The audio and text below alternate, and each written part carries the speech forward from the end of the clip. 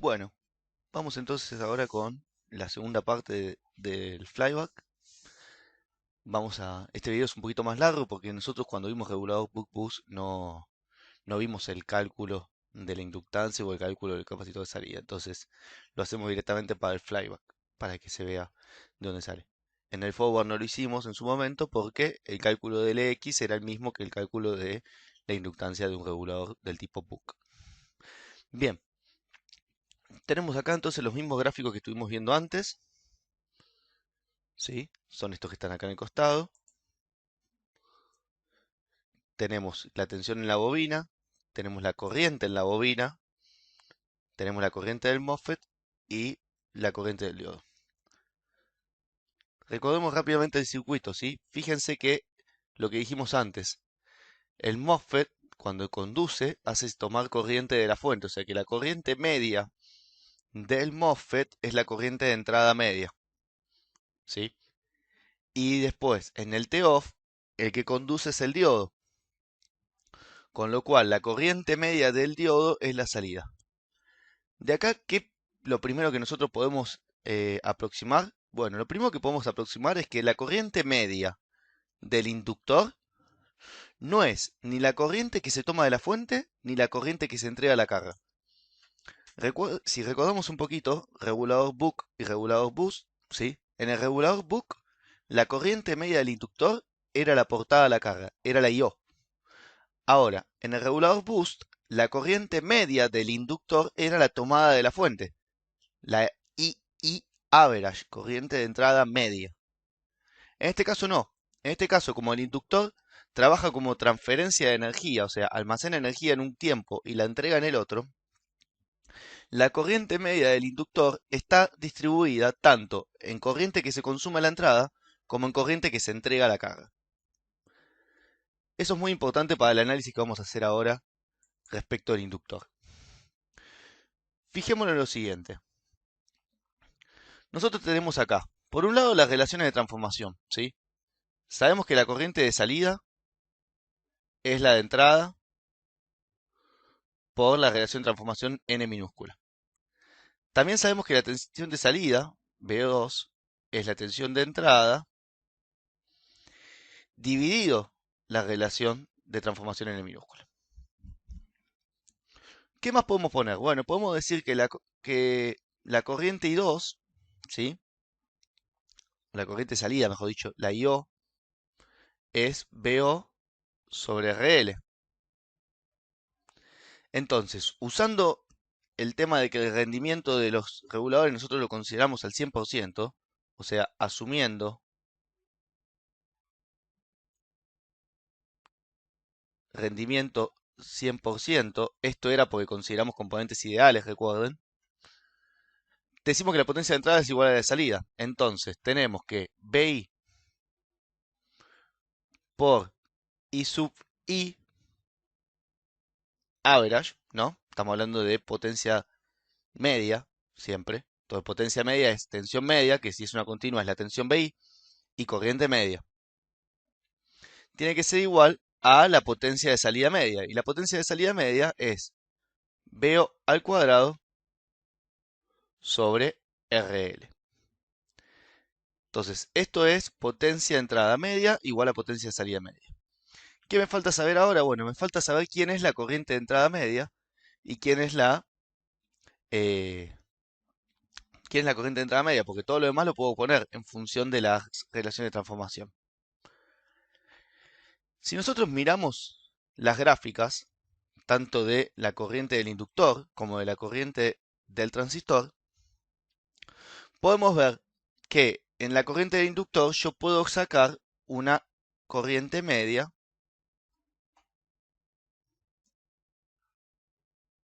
o valor de continua, que la vamos a llamar ILM average. Ese valor de corriente media de continua está relacionado de cierta manera con el valor de corriente media de el transistor, que a su vez es la corriente de entrada. ¿Cómo podemos calcular el valor este de corriente media de la bobina? Bueno, una forma que es la más común para estos que tienen un gráfico de forma geométrica es hacerlo a partir de áreas, ¿sí? Teniendo en cuenta que, como no arranca en cero, tenemos un primer área formada por este rectángulo, ¿sí? Y L mínima por tiempo, por periodo, es toda el área, más el área de este triángulo, que es IL máxima menos IL mínima, la altura, por la base, T, todo sobre 2. Si hacemos todo ese desarrollo, ya sea así o sea a través de la integral, nosotros vamos a llegar, y esto quiero que lo desarrollen ustedes, vamos a llegar a que la corriente en inductor average es la IL máximo más la IL. Ok, acá para que no se pegue todo. IL average es IL máximo más IL mínimo todo sobre 2, que es lo que se llama media geométrica. Esto, reitero, no es sacado así de la galera, lo pueden desarrollar haciendo el cálculo del valor medio de la corriente de la bobina, que es simplemente calcular esta área, calcular el área del triángulo, sumarlas y dividirlas por el periodo. Van a llegar a este valor de corriente media. Del mismo modo, haciendo el mismo análisis, si ustedes hacen el cálculo de la corriente media del transistor, van a llegar a que la corriente II average es igual a la corriente average en el inductor por el duty. Y eso es la corriente media de la entrada. Acá está hecho todo el desarrollo, ¿sí? A través de integrales. Partiendo de que la corriente media de la bobina era el valor máximo más el valor mínimo sobre 2, definimos la función del MOSFET, que es esta recta, durante el TEOM, y para calcular el valor medio se integra entre 0 y duty por T, porque el resto del tiempo no tengo señal. Si desarrollamos la integral, no me importa ahora hacer hincapié mucho en esto, pero se llega a que la corriente del MOSFET, o mejor dicho, la corriente de entrada media, es la corriente media de la bobina por el duty. Esto se los dejo para que lo revisen ustedes si quieren entrar un poquito más en detalle de la matemática. Nosotros nos importa más el concepto. Entonces, la corriente media que yo tomo de la entrada está relacionada con la corriente media de la bobina y con el ciclo de actividad, con el duty. Lo cual es lógico, piénsenlo. Si yo tengo más tiempo conectado a esto, el valor medio de la corriente del MOSFET sube. Pero que yo tenga más tiempo conectado a esto, no necesariamente tiene que hacer que el valor medio de la bobina cambie mucho, ¿sí? Va a cambiar más el valor medio de lo que yo consumo de entrada que el valor medio de lo que estoy teniendo sobre el inductor. ¿Por qué? Porque la corriente de salida se mantiene, técnicamente se mantendría constante si yo la RL la voy variando para que sea constante. Entonces, corriente media de entrada y L media de la bobina por el duty. Venimos acá y decimos, bueno, tensión de entrada por ILM average por duty tiene que ser igual a BO al cuadrado sobre RL. Y de acá podemos sacar cuánto vale la ILM average. Entonces la ecuación de ILM average me termina quedando BO cuadrado sobre BI por duty por RL. Bien, vamos a poner una hoja nueva. Y tenemos entonces que nuestra corriente media en la bobina nos queda BO al cuadrado,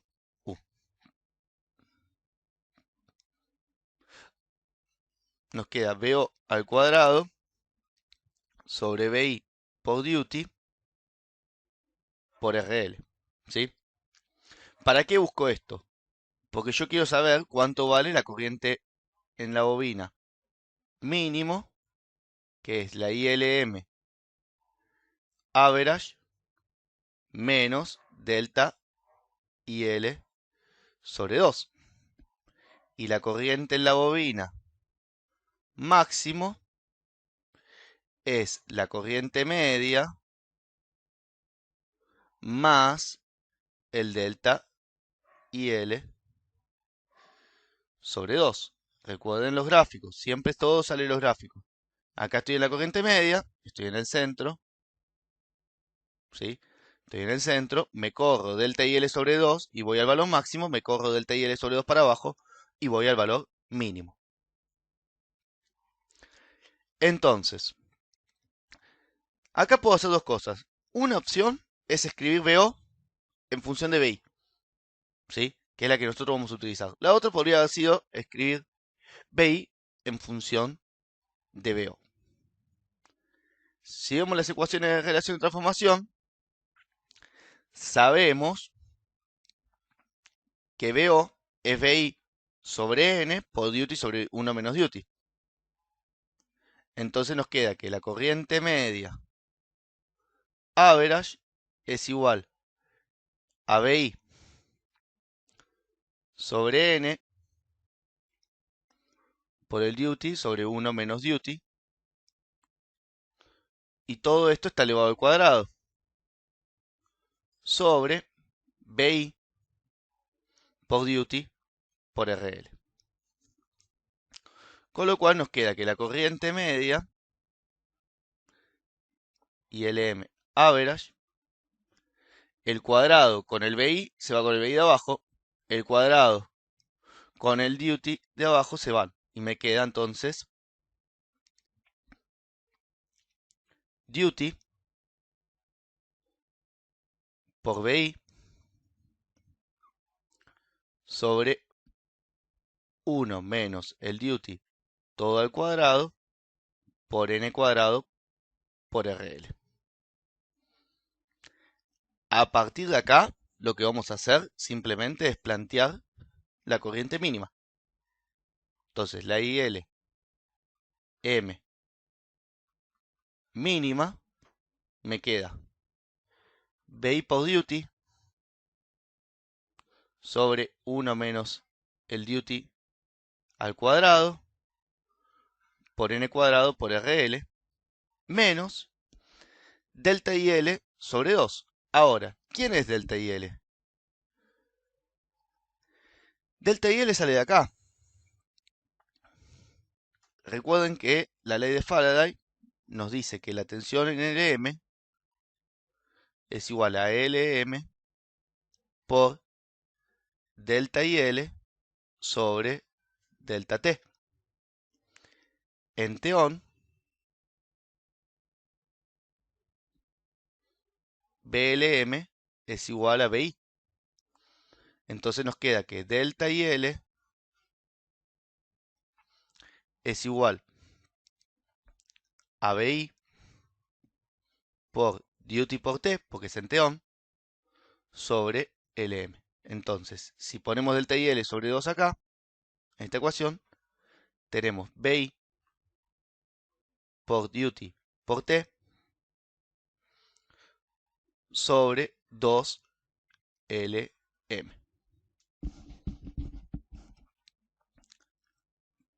Planteamos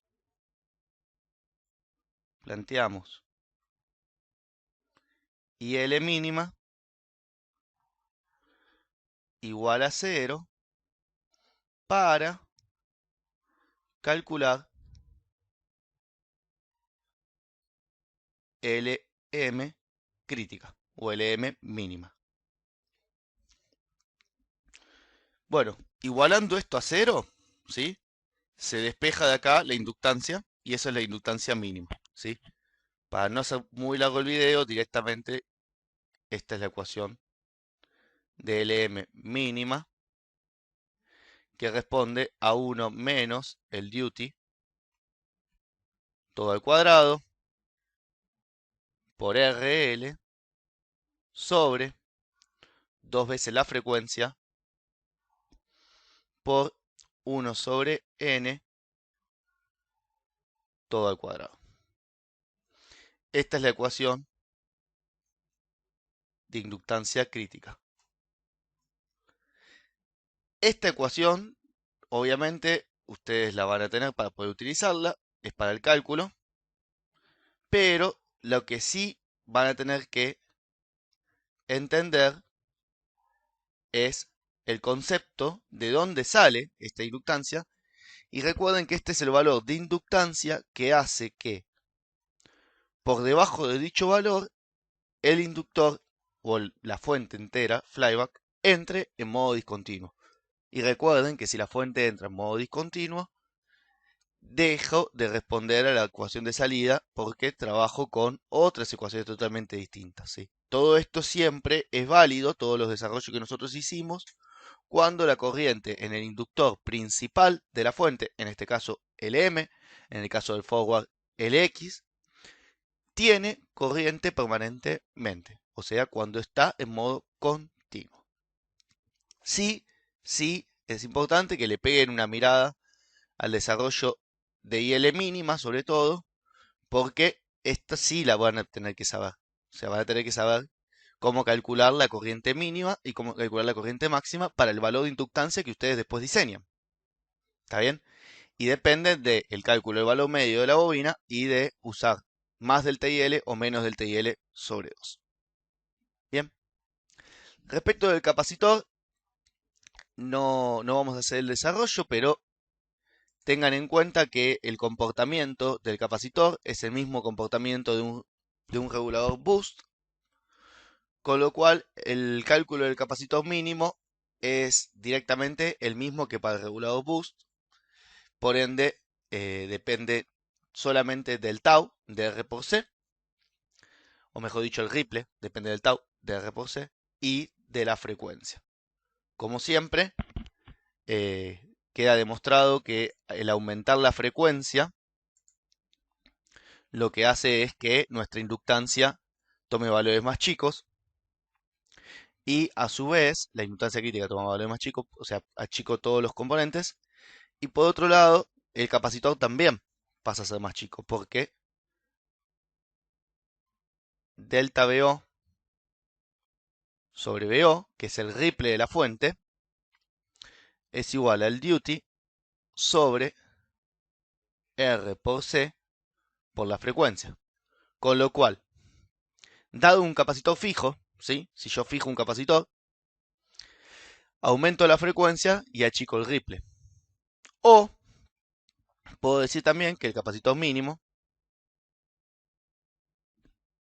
es igual a VO por el duty sobre R por F por delta VO.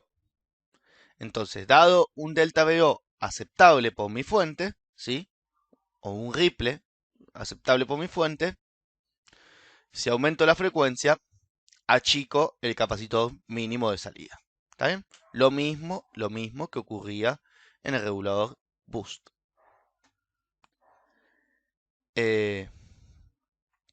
Respecto al capacitor, acá nos faltó sumar un gráfico, ¿sí? Lo vamos a agregar ahora rápidamente, así no se extiende mucho el video, que es el de la corriente del capacitor.